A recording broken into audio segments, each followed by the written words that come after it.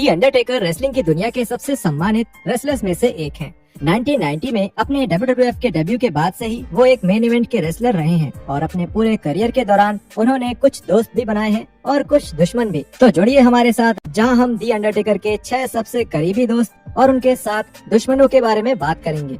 तो चलिए दोस्तों से शुरू करते हैं। Number 1, Bret Hart. The Undertaker the excellence of execution का सम्मान तब करने लगे जब मार्क कैलवे ने देखा कि बाकी सभी WWE सुपरस्टार्स हार्ट को लॉकर रूम का लीडर मानते हैं, एक ऐसा रोल जो आगे चलकर वो खुद भी निभाएंगे।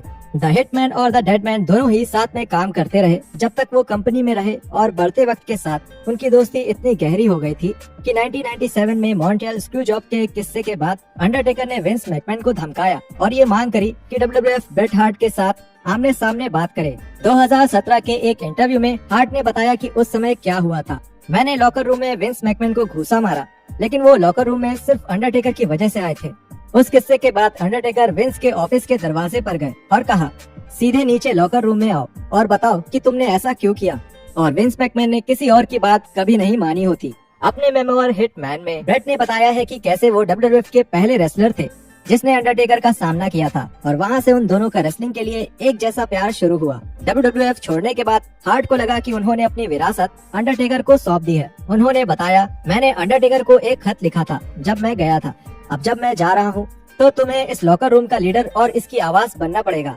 मुझे हमेशा लगता था कि मैं लॉकर रूम का लीडर था और मैंने हर चीज पर ध्यान दिया था। जब भी किसी को कोई परेशानी होती थी वो मेरे पास आ सकता था और तब मैं विंस के पास जाता और कहता, इस इंसान को ये दिक्कत है, शायद आप इसकी मदद कर सकते हैं। फिर टेकर आया और उसने ये जगह ले ली। बहुत बार उसे शॉन माइकल्स जैसे लोगों को सीधा करना पड़ा और दूसरे रेसलर्स के लिए खड़ा होना पड़ा। Triple H. हालांकि हंटर हर्स्ट हेम्सली और अंडरटेकर की शुरुआत काफी गलत तरीके से हुई थी, लेकिन अंत में उन्होंने कई तरीकों से WWF लॉकर रूम के लीडर का विश्वास जीत ही लिया, जिसमें से एक तरीका था जैसे ट्रिपल एच ने 1996 में मैडिसन स्क्वायर गार्डन के कर्टेन कॉल हादसे के बाद अपना पनिशमेंट संभाला।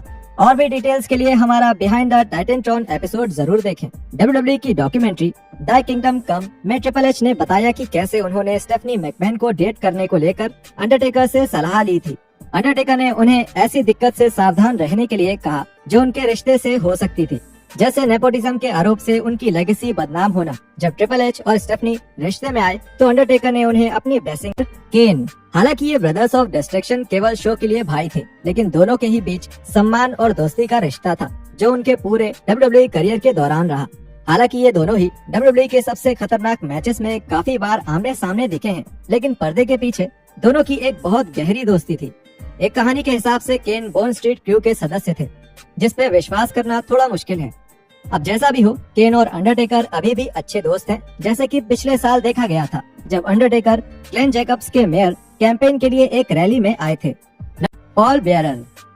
पॉल बेयरर सिर्फ अंडरटेकर के मैनेजर ही नहीं थे, वो एक वफादार दोस्त भी थे जो अंडरटेकर के साथ रहते थे और फिनम के इतने करीबी थे कि वो लाल बाल वाले टेकर को वेंडी बुलाया करते थे, जो एक हैमबर्गर चेन की फीमेल मैस्कट का नाम था। बेयरर, जिनका असली नाम विलियम मूडी था, असल में कैलवे के साथ तब से हैं जब WWF में ये दोनों काम भी नहीं करते थे। टेक्सास के वर्ल्ड क्लास चैंपियनशिप रेसलिंग में कैंपेन करते हुए मूडी पर्सी पेंगल के नाम से काम करते थे। संयोग से दोनों को लगता था कि उन्होंने अपने WWF के ट्रायआउट्स गवा दिए हैं, लेकिन वो दोनों ही गलत साबित हुए जब उन्हें पॉल बेयरर और दी अंडरटेकर नाम से एक जोड़ी बना दिया गया। बेयरर अंडरटेकर के इतने करीब थे कि उन्हें इस बेखौफ रेसलर के अजीब डर के बारे में भी पता चल गया था, हीरो का फोबिया। रेसलिंग में ये कहानी प्रचलित है कि बेयरर ने एक बार अंडरटेकर की हैट में खीरा छुपा दिया था, जिसकी वजह से अंडरटेकर को उल्टी हो गई थी। एक दूसरे से इतनी नोकझोंक के बावजूद भी बेयरर शो के दौरान तो अंडरटेकर के मालिक बनते थे, लेकिन कैमरा बंद होते ही ये रिश्ता दोस्ती में बदल जाता था।